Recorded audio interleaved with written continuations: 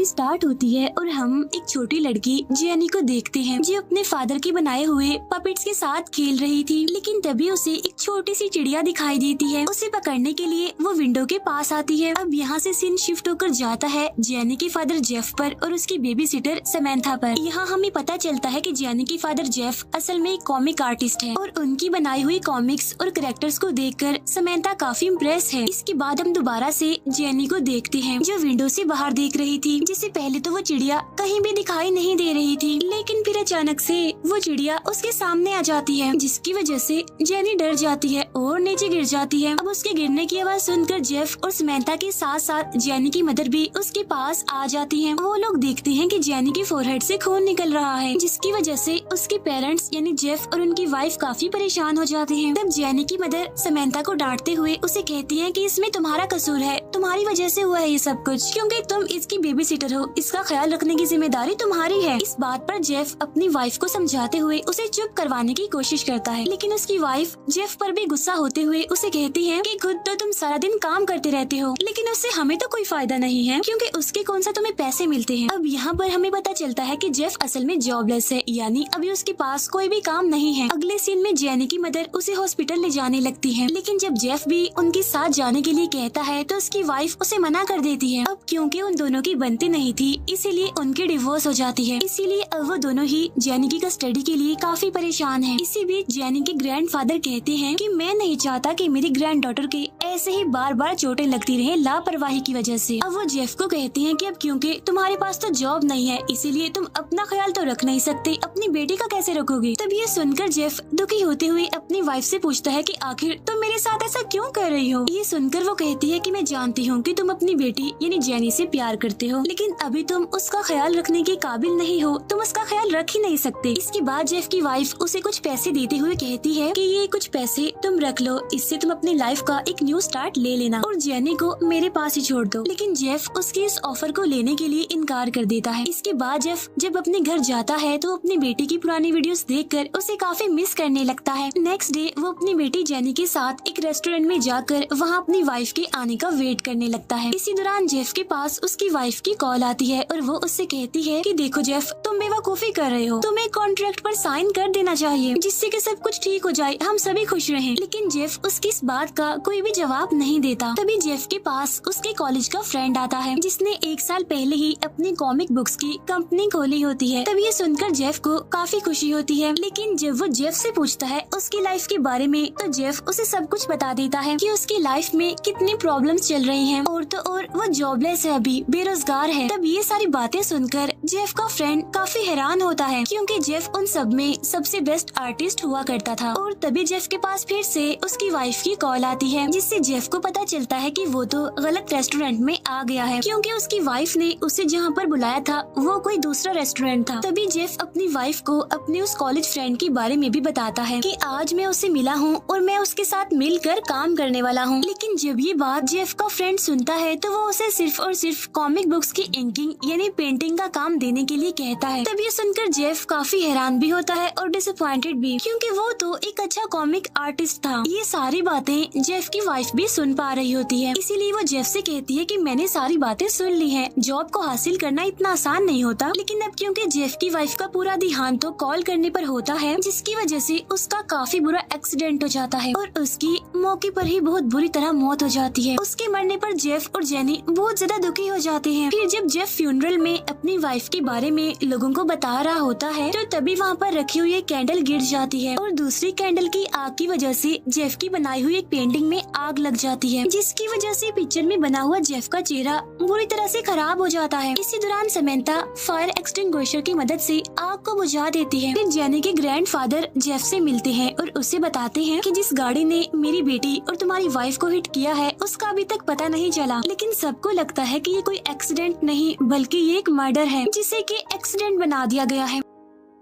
Next scene में Jeff एक room के सामने जाकर पहुंचता है, लेकिन तभी अचानक से उसका दरवाजा खुल जाता है और उसके अंदर से एक खतरनाक किस्म का पपेट निकलता है, जो कि बिल्कुल वैसा ही पपेट दिख रहा था जिसे जेफ ने अपने हाथों से बनाया था। वो पपेट डरावना दिखने के साथ साथ अलग अलग तरह के मूव्स भी कर रहा था। फिर वो बिल्कुल उल्टा होकर जेफ का पीछा करने लगता है और अब वो जेफ की तरफ बढ़ने लगता है, जिसकी वजह से जेफ काफी डर जाता है। लेकिन जैसे वो पपेट जेफ पर अटैक करने वाला होता है तो जेफ की आँख खुल जाती है। इसका मतलब ये था कि ये जेफ का नाइटमेयर था। लेकिन तभी उसे अपने सामने एक दूसरी पपेट दिखाई देती है। फिर अचानक से वो नींद से जाग जाता है और ये भी उसका नाइटमेयर ही था। नेक्स्ट डे वो बेबी सिटर समैंथा उसके घर आती है, जहाँ पर जेफ उसे अपनी बेटी जेनी का ख्याल रखने के लिए कहता है और खुद वो जॉब करने के लिए अपने फ्रेंड की कंपनी में चला जाता है। इसी दौरान वो बेचारा वहाँ पर इंकिंग का काम करने के लिए भी तैयार हो जाता है। तब ये बात उसके फ्रेंड को काफी हैरान कर देती है, लेकिन फिर भी वो बगैर कुछ कहे उसे जॉब पर रख लेता है। इसके बाद जेफ घर वापस आता है और समैंथा को अपनी इंकिंग की जॉब के बारे में बताता है, जिस पर वो कहती है कि मुझे तो ये जॉब अच्छी नहीं लगी क्योंकि ये जॉब आपके लिए नहीं बनी है, क्योंकि आप ज्यादा अच्छा डिजर्व करते हैं। वजह ये है कि आप एक काफी अच्छे आर्टिस्ट हैं। तब ये सुनकर जेफ कहता है लेकिन पेंटिंग का काम तो मैं घर में भी कर सकता हूँ, जिसका फायदा ये होगा कि साथ साथ मैं अपनी बेटी का भी ख्याल रख सकूंगा, वो मुझसे दूर नहीं होगी। इसी दौरान समैंथा जेफ को काफी इंसिस्ट करती है कि आप जेनी को उसके ग्रैंडफादर के घर ही छोड़ आएं, लेकिन जेफ इस बात के लिए साफ इनकार कर देता है और कहता है कि नहीं मैं ऐसा नहीं कर सकता, क्योंकि मैं अपनी बेटी से बहुत प्यार करता हूँ और वो मेरे साथ ही रहेगी। अब जब रात को जेफ काम कर रहा होता है तो उसे कुछ अजीब महसूस होने लगता है और उससे ऐसा लगता है कि कुछ तो अजीब है, कुछ तो गड़बड़ है और उसे खुद पर कंट्रोल भी नहीं रहा। इसीलिए वो जाने अनजाने में अपनी डायरी पर एक खतरनाक घोस्ट की पेंटिंग बना देता है और तभी उसके पास जेनी आकर कहती है कि पापा मुझे बहुत डर लग रहा है, मुझे ऐसा लगता है कि मेरे कमरे में कोई है। लेकिन जब चेक करने के लिए जेफ वहाँ पर जाता है तो उसे तो वहाँ पर कोई भी दिखाई नहीं देता। इसीलिए वो जेनी को अपने बिस्तर पर लेटने के लिए कहता है और तभी जेनी जेफ से पूछती है कि पापा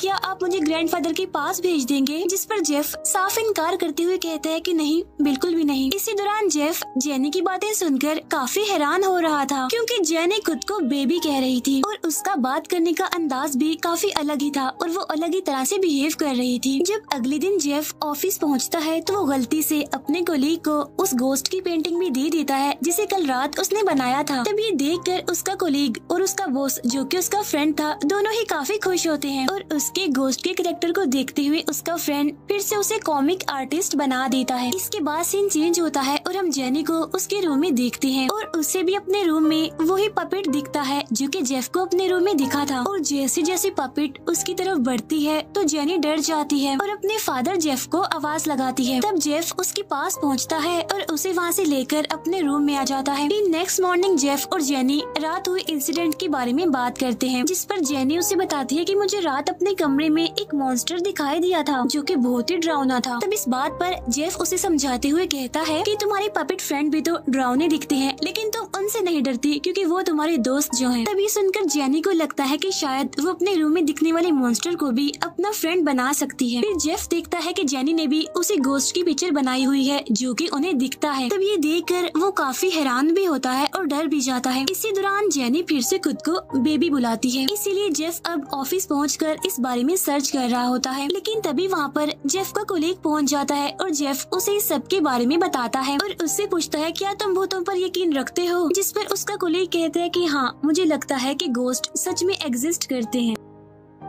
उसी टाइम उनके ऑफिस की एक लड़की आकर जेफ को बताती है कि एक अमीर बूढ़ा आदमी आपके बारे में पूछने के लिए यहाँ पर आया था। तब उसके बारे में सुनकर जेफ फौरन समझ जाता है कि वो कोई और नहीं बल्कि जेनी के ग्रैंडफादर हैं। इसीलिए वो फौरन उनसे मिलने के लिए उसके पास पहुँचता है। तो अब यहाँ पर पता चलता है कि असल में जेनी के ग्रैंडफादर को ये शक है कि उनकी बेटी को मारने वाला कोई और नहीं बल्कि जेफ है, यानी कि उसने ही अपनी वाइफ को मार दिया। इसके बाद हम देखते हैं कि जेफ जब अपने घर वापस आता है तो समैंथा उसे ड्रिंक देती है और उससे रिलेशनशिप बनाने की कोशिश करती है। तब इस बात से जेफ काफी हैरान होता है और ऐसा करने से मना कर देता है, जिससे समैंथा को काफी बुरा भी लगता है और एम्बेरसमेंट भी होती है, जिसकी वजह से वो वहाँ पर नहीं रुकती और वहाँ से चली जाती है। फिर हम देखते हैं कि जेफ रात को जब काम कर रहा होता है तो उसने असल में जेनी के रूम में कैमरा लगा दिया था, जिसमें वो देखता है कि जेनी के रूम में वही ड्राउनी पपेट है जिसे वो मॉन्स्टर कह रही थी, यानी कि जो उन दोनों को ही दिखाई दे रही थी। उसे देखकर जेफ काफी डर जाता है और फौरन जेनी के रूम में जाता है, लेकिन वहाँ पर उसे कोई भी दिखाई नहीं देता। इसी दौरान हम जेफ के पीछे नोटिस करते हैं कि वहाँ पर छोटे छोटे पपेट्स मूव कर रहे हैं। फिर जब वो विंडो से बाहर देख रहा होता है तो हमें कमरे में कोई दिखता है जिसने कि अपने ऊपर चादर ली हुई थी, और जब जेफ चादर हटाकर चेक करता है तो उसे पता चलता है कि ये कोई और नहीं बल्कि ये तो जेनी है। फिर जेनी जेफ से पूछती है कि पापा बताएं मामा कहाँ हैं, जिस पर जेफ कहता है कि यहीं पर है, वो तो हमेशा ही हमारे साथ है। फिर जब जेफ ऑफिस के लिए जा रहा होता है तो उसे बस में फिर से वही पपेट दिखती है जो कि उस पर अटैक करने की कोशिश भी करती है, जिससे जेफ तो बहुत डर जाता है। फिर हम समंथा को देखते हैं जो कि जेनी को ढूंढते हुए एक रूम के पास पहुंचती है, जहां पर उसे जेनी की आवाज सुनाई देती है, इसीलिए वो अंदर जाने की कोशिश करती है, लेकिन खुद ब खुद दरवाजा बंद हो जाता है। इस बात से वो काफी घबरा जाती है, लेकिन दरवाजा फिर से खुल जाता है और जेनी रूम से बाहर आ जाती है। ठीक उसी टाइम समंथा को भी वहाँ पर वही पपेट दिखती है, जिसकी वजह से अब वो भी बहुत डर जाती है। और जब जेफ वापिस आता है तो वो उसे भी सब कुछ बताती है, लेकिन वो ये भी कहती है कि शायद मुझे लगता है कि ये मेरा वहम होगा, तो इसीलिए वो उन बातों को इग्नोर कर देती है। लेकिन जेफ तो इस बात से काफी परेशान हो जाता है, इसीलिए वो उस रूम का दरवाजा अच्छे से लॉक कर देता है ताकि उसकी बेटी जेनी उसे दोबारा ओपन न कर सके। फिर जब जेफ जेनी के पास पहुंचता है तो वो उससे पूछती है कि क्या आप मुझे मॉम को देने वाले थे और उसके बदले में उनसे पैसे लेने वाले थे। तब ये बात सुनकर जेफ काफी घबरा जाता है, क्योंकि उसकी और उसकी वाइफ के अलावा किसी को भी ये बात नहीं पता थी। नेक्स्ट डे समंथा जब आती है तो वो जेनी को ब्रेकफास्ट देती है, जिसको खाते ही जेनी की तबीयत खराब होने लगती है, उसकी सांसें बंद होने लगती है और वो बुरी तरह से तड़पने लगती है। तब ये देखकर जेफ काफी डर जाता है और उसे इंजेक्शन लगा देता है, जिससे वो ठीक हो जाती है। लेकिन उसी टाइम झूमर का एक स्क्रू ढीला हो जाता है, जिससे वो खुलकर समंथा के सर पर लग जाता है और वो गिरकर बेहोश हो जाती है। अब यहाँ पर हम देखते हैं कि ऐसा करने वाली कोई और नहीं बल्कि वो पपेट ही होती है। अब क्योंकि समंथा ने काफी पहले ही पुलिस को कॉल कर दी थी, इसीलिए पुलिस वहाँ पर आती है। तब जेनी को देखकर पुलिस को ऐसा लगता है कि शायद उस पर जुल्म किया जा रहा है, उसे टॉर्चर किया जा रहा है, इसीलिए वो जेनी से बात करने की कोशिश करते हैं, जिससे उन्हें कंफर्म हो जाता है कि ऐसा कुछ नहीं है जैसा वो सोच रहे हैं। अब इसके बाद हम देखते हैं कि जो पपेट जेनी और जेफ को नजर आ रही थी वो कोई और नहीं बल्कि असल में जेनी की मदर ही है। फिर वो पपेट यानी जेनी की मदर समंथा के रूम में जाती है और उसे मारने की कोशिश करती है, जिससे समंथा की आंख खुल जाती है और वो काफी डर जाती है। फिर वो डरते हुए जेफ के पास पहुंचती है और उसे बताती है कि इस घर में कुछ तो ऐसा है जो काफी डरावना है, साथ साथ वो काफी खतरनाक भी है, और मुझे लगता है कि वो कोई और नहीं बल्कि आपकी वाइफ है, जेनी की मदर है, जो कि हम सबको परेशान करने की, मुझे मारने की कोशिश कर रही है। तब ये सुनकर जेफ उसे कहता है कि अभी तुम्हारी तबीयत ठीक नहीं है, तो इसीलिए तुम घर चली जाओ ताकि तुम थोड़ा सा रेस्ट कर लो। फिर जेफ अपनी बेटी को भी उसके ग्रैंडफादर के साथ भेज देता है। फिर रात को जेफ मैजिक करके अपनी वाइफ से बात करने की कोशिश करता है। तब उसकी वाइफ उसे दिखाती है कि कैसे उस दिन उसका एक्सीडेंट हुआ था। फिर फौरन ही उसकी वाइफ पपेट के रूप में उसके सामने आ जाती है। यहाँ पर जेफ उसे समझाता है कि देखो ऐसा मत करो, जेनी हमारी बेटी है। अगले दिन हम जेफ को देखते हैं जो कि अपनी बेटी की कस्टडी में गया होता है। इसी दौरान बातों बातों में वो जेनी के ग्रैंडफादर को कहता है कि मैं जानता हूँ कि आप अपनी बेटी से बहुत प्यार करते थे, लेकिन इस वजह से प्लीज आप मेरी बेटी को मुझसे दूर तो मत कीजिए, क्योंकि वो तो पहले ही अपनी मॉम को खो चुकी है और मैं नहीं चाहता कि अब वो अपने डैड को भी खो दे। फिर जेनी के ग्रैंडफादर जेफ से मिलते हैं और उसे बताते हैं कि पुलिस को वो गाड़ी मिल गई है जिससे तुम्हारी वाइफ का यानी मेरी बेटी का उस दिन एक्सीडेंट हुआ था, इसीलिए बहुत जल्द अब ड्राइवर का भी पता चल जाएगा। तब इस बात से जेफ काफी खुश होता है। फिर वो जेफ से ये भी कहते हैं कि मैं 1 घंटे में जेनी को लेकर तुम्हारे घर पहुंच जाऊंगा, जिससे हमें पता चलता है कि उस पर जेफ की बात असर कर गई है और वो उसकी बात मान गया है, यानी उसने जेनी की कस्टडी जेफ को ही दे दी है। इसके बाद जब जेफ ऑफिस पहुँचता है तो हमें पता चलता है कि वो अब दूसरी स्टेट में मूव करने वाला है, और इस बात से वो बहुत ज्यादा खुश है, यानी वो अब अपने फ्रेंड की कंपनी की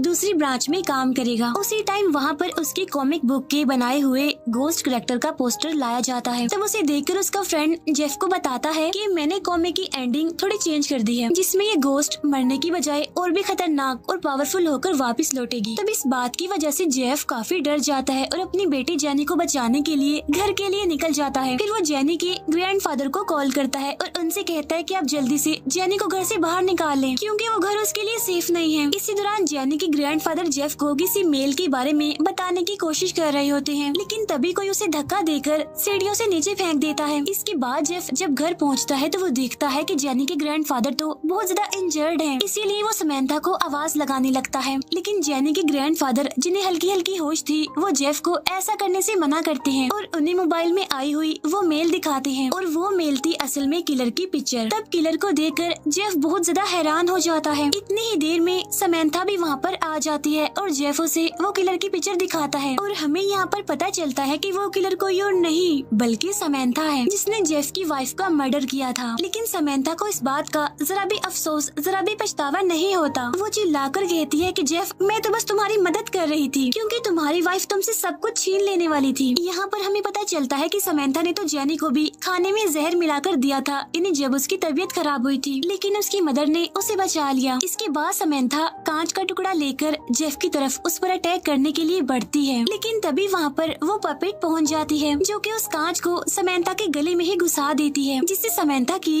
काफी बुरे तरीके से मौत हो जाती है। इसके बाद वो पपेट जेफ पर भी अटैक करने की कोशिश करती है, लेकिन जेनी उस पपेट को ऐसा करने से मना कर देती है। फिर जेनी बहुत ज्यादा डर जाती है और विंडो के पास जाकर बैठ जाती है। इसी दौरान वो रो भी रही होती है और कहती है कि मुझे आप दोनों का लड़ना बिल्कुल भी पसंद नहीं है। यानी यहाँ वो अपने पेरेंट्स को कह रही थी। यहाँ पर जेफ जेनी को समझाता है और उसे नीचे उतारने की कोशिश करता है, लेकिन तभी वो दोनों बाप बेटी ही विंडो से नीचे गिर जाते हैं। इसी दौरान जेफ को जेनी के साथ गुजारे हुए सारे मोमेंट्स याद आने लगते हैं, लेकिन जब जेफ की आंख खुलती है तो वो देखता है कि वो दोनों ही बिल्कुल सही सलामत हैं, क्योंकि उन्हें तो जेफ की वाइफ ने यानी जेनी की मदर ने बचा लिया था। इसके बाद जेफ की वाइफ भी वहाँ से चली जाती है, क्योंकि अब उसने अपना बदला जो ले लिया था समंथा को मारकर। अब यहाँ पर हमें पता चलता है कि असल में समंथा ने जेफ की वाइफ को क्यों मारा। असल में वो जेफ को पसंद करती थी और उसके साथ ही अपनी लाइफ गुजारना चाहती थी, लेकिन जो उसके इरादे थे, उसका मकसद था, वो बिल्कुल भी ठीक नहीं थे, जिसकी वजह से लास्ट में उसे वही मिला जो कि वो डिजर्व करती थी, यानी कि मोरल उसकी मौत का। और इसी के साथ ही ये मूवी यहीं पर एंड हो जाती है।